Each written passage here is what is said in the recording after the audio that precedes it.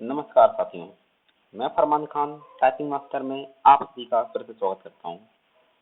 यहाँ हम हमारी एमएस वर्ड की सीरीज का अगला पार्ट डिस्कस करने वाले हैं। तो चलिए शुरू करते हैं हमारी वीडियो। तो हमारा पहला क्वेश्चन है, यदि यूजर को एमएस वर्ड का प्रयोग करते हुए अखबार को डिजाइन करना है तो इसके लिए उसे डैश कमांड का प्रयोग करना होगा। तो क्वेश्चन बोला क्या गया है, यहाँ बात की गई है कि अखबार को डिजाइन करना है। तो पहले हम ये देखते हैं कि अखबार में भाई फीचर कौन कौन से होते हैं जो हमें दिखाई देते हैं। तो अखबार में नोटिस करने वाले केवल दो ही फीचर रहते हैं, दो ही फीचर हैं। जैसे कि पहली बात, अखबार के एक पेज में अलग अलग न्यूज को अलग अलग कॉलम्स में लिखा जाता है। दूसरा नोटिस करने वाला पॉइंट होता है कि अखबार में जब भी किसी पैराग्राफ की शुरुआत होती है तो उसका पहला शब्द सामान्य आकार से बड़े आकार में होता है। हम समझते हैं क्या? तो जब भी किसी शब्द को सामान्य आकार से बड़े आकार में लिखा जाता है तो इस फीचर को कहते हैं ड्रॉप कैप। और दूसरा फीचर मैंने आपको बताया था, वो होता है कॉलम। अब हम ऑप्शन पढ़ते हैं, ड्रॉप कैप, कॉलम, ये दोनों और इनमें से कोई नहीं। जैसे कि मैंने आपको बताया कि अखबार के नोटिस करने वाले दो महत्वपूर्ण फीचर होते हैं, एक होता है ड्रॉप कैप और दूसरा होता है कॉलम। तो आंसर क्या हो जाएगा? तो आंसर हो जाएगा हमारा सी, ये दोनों। चलिए नेक्स्ट क्वेश्चन की ओर चलते हैं। किसी भी डॉक्यूमेंट का वह पेज जो आकर्षक रहता है तथा उसे सबसे ऊपर दिखाया जाता है कहलाता है। तो इसको हम क्या समझेंगे? तो अगर आप डॉक्यूमेंट दिमाग में लेकर आएंगे तो आपको कभी समझ में नहीं आने वाला। तो इसके लिए हमारा पास बहुत सिंपल सा तरीका है। तो आप कोई भी बुक उठा लीजिए, कोई सी भी बुक, और उस बुक को उठाकर आप देखिए कि उसका पहला पेज सजावटी है, सजा हुआ है, या फिर अंदर के पेज ज्यादा सजे हुए हैं। आप लोग पाएंगे कि भाई पहला पेज जो होता है वो ज्यादा सजा हुआ है अन्य पेजों की अपेक्षा। तो अब उस पहले पेज को क्या कहा जाता है? First page? नहीं, कभी भी काउंटिंग से फर्स्ट नहीं काउंट करते। उस स्पेशल पेज ना, स्पेशल पेज भी नहीं कहते, उसे हम बोलते हैं कवर पेज। तो इसका आंसर क्या हो जाएगा? तो इसका आंसर हो जाएगा सी, कवर पेज। चलिए नेक्स्ट क्वेश्चन की ओर चलते हैं। किसी भी टेक्स्ट को एक स्थान से दूसरे स्थान तक मूव करने का सबसे आसान तरीका है। तो पहले हमें ये समझना पड़ेगा कि भाई किसी भी वर्ड डॉक्यूमेंट में टेक्स्ट को मूव करते कैसे हैं, या टेक्स्ट को मूव करने का मतलब होता क्या है। तो यहाँ टेक्स्ट को मूव करने का मतलब ये है कि जो टेक्स्ट किसी एक स्थान पर लिखा था उसे हम वहां से उठाकर किसी दूसरे स्थान पर लेकर जाना चाहते हैं। और किसी भी टेक्स्ट को एक स्थान से दूसरे स्थान तक लेकर जाने के लिए हम वर्ड इस्तेमाल करते हैं कट। अब यहाँ हमने लिखा कि भाई कट अकेला, तो ऑप्शन में ही नहीं है। अब क्या सोचा जाए? तो यहाँ पर एक बात और हमारे दिमाग में आएगी कि कभी भी कट और कॉपी जैसी कमांड अकेले इस्तेमाल नहीं होती। Cut and paste, copy and paste. यदि हम एक स्थान से दूसरे स्थान तक टेक्स्ट को मूव कराना चाहते हैं, अर्थात कट करना चाहते हैं, और कट के साथ पेस्ट हमेशा इस्तेमाल होती है, तो आंसर जो है कट एंड पेस्ट। तो इसका आंसर भी क्या हो गया? सी, कट एंड पेस्ट। तो चलिए नेक्स्ट क्वेश्चन की ओर चलते हैं। विडो और orphan control command MS word में डैश से संबंधित हैं। अब विडो और ऑर्फन कंट्रोल कमांड है क्या? तो विडो और ऑर्फन कंट्रोल कमांड बहुत महत्वपूर्ण कमांड है जिनका लोग इस्तेमाल नहीं कर पाते। होता यह है कि जब भी आप किसी पैराग्राफ की पहली लाइन को किसी पेज के अंत में लिखते हैं, या फिर किसी पैराग्राफ की अंतिम लाइन को किसी पेज की शुरुआत में लिखते हैं, तो ये जो दोनों लाइनें हैं इन्हें हम कहते हैं विडो या ऑर्फन लाइन। अब ये दोनों कमांड मिलती कहाँ पर है? तो इसके लिए बोर्ड में तो कतई नहीं मिलती, थीम में भी नहीं मिलती। ये दोनों कमांड मिलती है हमें पैराग्राफ में। तो इसका आंसर हो जाएगा डी, पैराग्राफ। चलिए नेक्स्ट क्वेश्चन की ओर चलते हैं।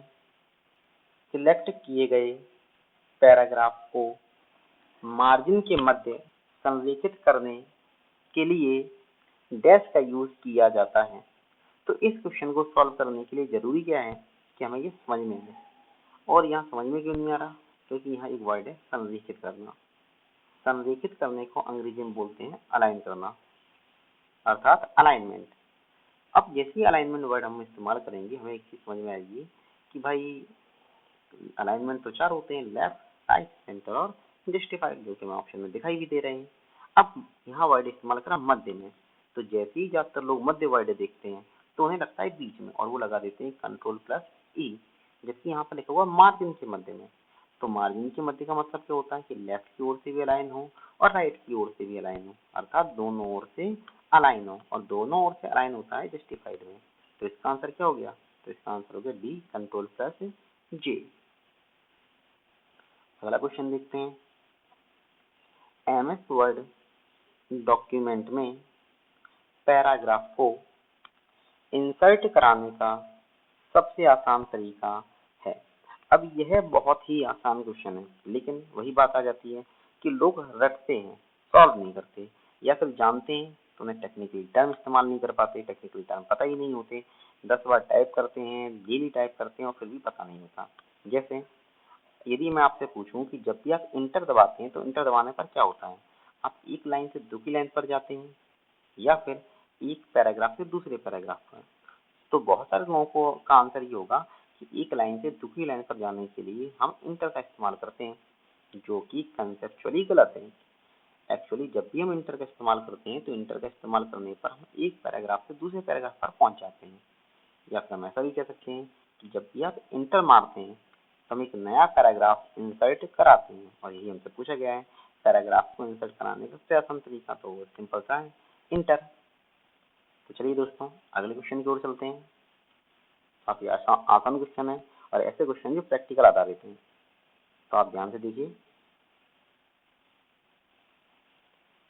यदि डॉक्यूमेंट में ऑटोमेटिकली अपडेट ऑप्शन का सिलेक्शन करते हुए डेट एंड टाइम इंसर्ट कराया गया है तथा डेट अपडेट होकर प्रदर्शित नहीं हो रही है तो डैश कुंजी का प्रयोग किया जा सकता है। अब बहुत सारे लोग क्या करेंगे, इतना बड़ा क्वेश्चन जब देखेंगे तो उन्हें समझ में नहीं है कि पूछा क्या गया है और करना क्या है। क्यों? क्योंकि जब उन्होंने फंक्शन की चीजें याद की होती हैं तो वो इतने बड़े बड़े लिखी नहीं होती, वो तो रट्टा मार लेते हैं, जो इस वजह से क्वेश्चन गलत हो जाएगा। अब मैं आपको समझाता हूँ। इन्होंने बोला गया है कि आपके डॉक्यूमेंट में डेट डाली गई है और उसके पास एक विशेष फीचर ये है कि वो अपने आप को ऑटोमेटिकली अपडेट कर सकती है, लेकिन जब हमने डॉक्यूमेंट को खोला तो वो डेट अपडेट नहीं हुई और हम चाहते हैं कि अपडेट डेट दिखाई दे, तो हम क्या करें? तो इसे समझने के लिए मैं आपको छोटा सा सिंपल सा उदाहरण दूंगा और आप आराम से आंसर लगा पाएंगे।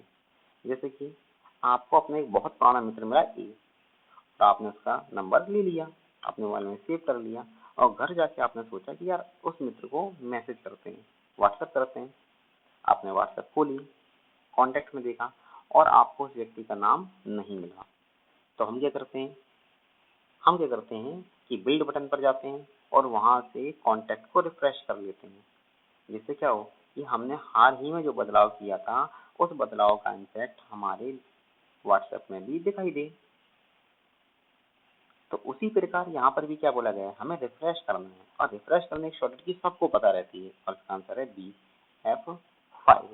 क्वेश्चन आसान है लेकिन देखा इस तरह से गया था कि लोग इसको गलत करते हैं। चलिए अगले क्वेश्चन की ओर चलते हैं।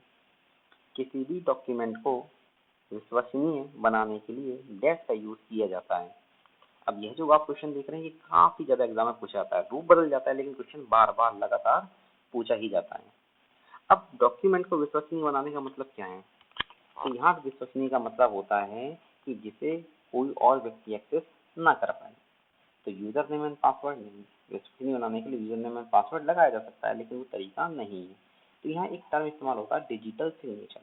अब बहुत सारे लोगों के दिमाग में ये आ जाता है कि डिजिटल सिग्नेचर कैसे कर देगा, ये तो साइन होते हैं जो लाइट पेन से किए जाते हैं।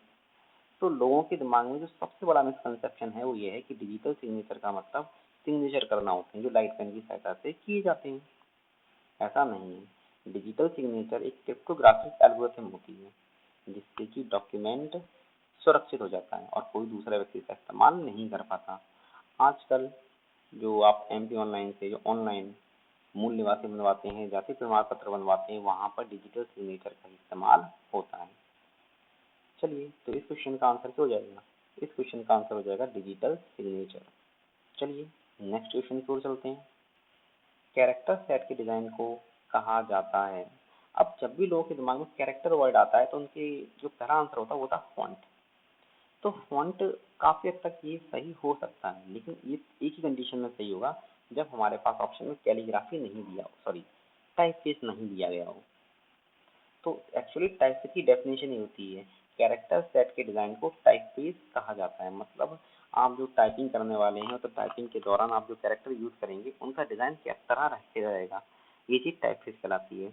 और जब इसमें पिच और साइज दोनों इंक्लूड कर दिए जाएं, अर्थात कैरेक्टर सेट के डिजाइन में पिच भी इंक्लूड हो साइज भी इंक्लूड हो, तो उसे हम कहते हैं फॉन्ट। तो इसका आंसर हो जाएगा बी टाइपफेस। चलिए हमारे लास्ट क्वेश्चन की ओर चलते हैं। एमएस वर्ड में लीडर का अर्थ है। अब यहाँ लीडर वर्ड है, अब लीडर का वर्ड का मतलब हमेशा नेता नहीं होता। तो लीडर का मतलब होता है कि जब भी हम बुलेट्स या फिर नंबरिंग का इस्तेमाल करते हैं तो हमारे बुलेट्स और नंबरिंग के बीच में कुछ स्पेस दिया जाता है, तो उस स्पेस को कहते हैं लीडर। अब हम पढ़ते हैं इसके बारे में। डॉक्यूमेंट की शुरुआत में लिखा गया टेक्स्ट नहीं, वह टेक्स्ट जो किसी पेज को लीड करता है नहीं, वह टेक्स्ट जो सबसे महत्वपूर्ण होता है नहीं। तो आंसर ए नहीं है, बी नहीं है, सी नहीं है, तो इसका आंसर जो है डी, इनमें से कोई नहीं। चलिए दोस्तों, आज क्वेश्चन यहीं समाप्त होते हैं। इसी प्रकार के यदि क्वेश्चन आप डेली सॉल्व करना चाहते हैं तो आप हमारे टेलीग्राम चैनल से जुड़ सकते हैं, जिसकी लिंक आपको डिस्क्रिप्शन में मिल जाएगी। इसके अलावा आप चाहें तो हमारे फेसबुक पेज को भी लाइक कर सकते हैं। तो चलिए मिलते हैं हम नेक्स्ट वीडियो में, तब तक के लिए नमस्कार। जाते जाते एक फैक्ट और सुन लीजिए जो आपके काम आएगा, जो ज्यादातर लोग गलत समझते हैं। तो बहुत सारे लोगों को ये लगता है कि एमएस वर्ड के इन्वेंटर बिल गेट्स हैं और बिल गेट्स ने एमएस वर्ड से बहुत पैसा कमाया। तो आपको ये जानना चाहिए कि भाई जो एमएस वर्ड है उसके इन्वेंटर बिल गेट्स नहीं है। तो भाई बिल गेट्स नहीं तो फिर कौन है इसके इन्वेंटर? हम तो बचपन से ये सुनते आ रहे हैं कि माइक्रोसॉफ्ट कंपनी का है। तो इसके इन्वेंटर माने जाते हैं चार्ल्स सिमोनी और रिचर्ड ब्रॉडी। जो आपको स्क्रीन पर दिखाई दे रही है दो फोटो, वो है चार्ल्स सिमोनी और रिचर्ड ब्रॉडी। तो चलिए दोस्तों, नमस्कार।